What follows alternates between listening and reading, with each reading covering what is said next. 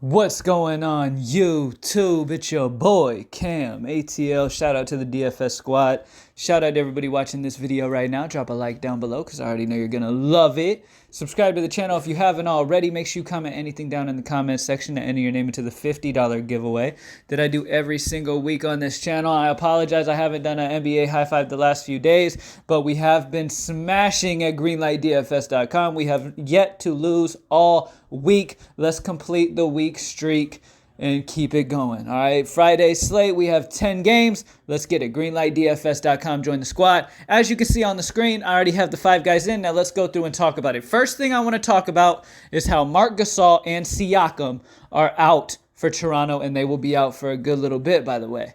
All right, with them out, there's a lot of guys who get big improvements, man. Kyle Lowry being a big one. Serge Ibaka being a big one. Now, here's the thing. Kyle Lowry's 8'5". Love him. All right. Serge Ibaka is like 7-something. They adjusted both of their prices, okay? So their prices have been adjusted due to that. All right. Now, the guys who are going to benefit with Siakam out also is Hollis-Jefferson and Chris Boucher. All right. You got to understand, Marc Gasol and Siakam, both big men, are out. So Jefferson and Boucher are going to get some solid minutes. Hollis-Jefferson did not participate the last game, I believe. So he's a little bit of a worry, but with Siakam out, they're going to need everything they can get. So I expect him to be in there. And when he's getting solid minutes, he always has put up. And Boucher at 3-3. Like, these are two guys that gives us exposure to Toronto and an amazing matchup against Washington. And don't get me wrong, I love Lowry and I love Ibaka as well. But this gives me exposure to Toronto with this first look with the cheaper guys that are going to get big bumps as well, and they're priced very, very low, and we're not adjusted with Siakam being out, okay? With those two guys, it opens up Kristaps Porzingis, Joel Embiid, and Russell as the top 3 spend-up options, okay? Porzingis has been absolutely balling with Doncic off the court, okay? The dude's usage is through the roof, and going against Philly, I expect nothing to change here. I expect another 50 or more performance out of him. I absolutely love him at 8'5", okay? Now, his matchup dealing with Joel Embiid down low is a bit of a tough matchup, but at the end of the day, Porzingis pops the threes. He's just got a ton of finesse. Expect him, like I said, to drop another 50, and this should be a solid matchup for him. Next up, Joel Embiid on the other side. Great matchup because they really don't have rim protectors for Dallas. Like, Porzingis is okay down low. They have Dwight Powell. They have Maxi Kleber, those type of guys, but those guys can't stop Embiid. These guys are way too small. The Dallas roster in general is way too small to hang with Embiid. There's nobody they can match up with him unless it's like Boban.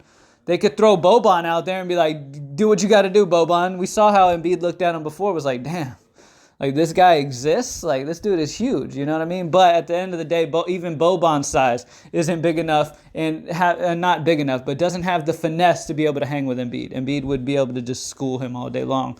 Boban's too slow on his feet, all right? So Embiid's going to smash it, 10K. And on this slate, we don't have any, like, huge spend-ups. Like, we have Lowry, who we love. We love Ibaka, but we also love the value for Toronto. And then the other spend-up options, we got, like, Bradley Beal's been doing good. He should be a solid option. I think Toronto game stays fairly competitive with Siakam being out. He was a big part of that offense, guys. There's a big amount of usage being spread out here, all right? So Bradley Beal is a solid option. There's a bunch of them, but one of the guys I like is Deangelo Russell. Deangelo Russell is at home in Golden State going against New Orleans. Matchup could not get any better for opposing guards. I absolutely love him here at home at 8'3". I think he could put up a 50 bomb. I would not be surprised to see a 50 out of Russell in this one. I understand that we have a lot of the players back. Paschall's back. Why am I blanking on his name? You guys know who I'm talking about. I forget his name. Whatever. The Golden State guys are a little bit better, but they're still hurt. Obviously, they're still super hurt. And Russell's got a crazy usage in this offense. So expect Russell to put up a ton of shots. And against New Orleans, I expect a 50 bomb, like I said. So I love Deangelo Russell. And I think this game is one you really want to get a lot of exposure to. Obviously, there's going to be a lot of exposure on Toronto against Washington. Run it back with Bradley Beal. If you end up having a whole bunch of Toronto, I totally understand running it back with Beal. And then Joel Embiid and Porzingis are the two guys I have a lot of interest in that game due to Porzingis missing Doncic and Embiid facing a Dallas team that's just too small, and he should be able to run the boards down low with nobody being able to keep up with him. So he should smash as well. And that's it. Russell, Jefferson, Boucher, Embiid, and Porzingis is the high five. Let's kill it, y'all. Greenlightdfs.com. Join the squad. Drop a like down below. Subscribe to the channel if you haven't already. Hit me up on Twitter at cam_ATL if you guys have any questions or anything like that. Have an amazing weekend. I will see you guys again on Monday. Let's get this money. I'm out.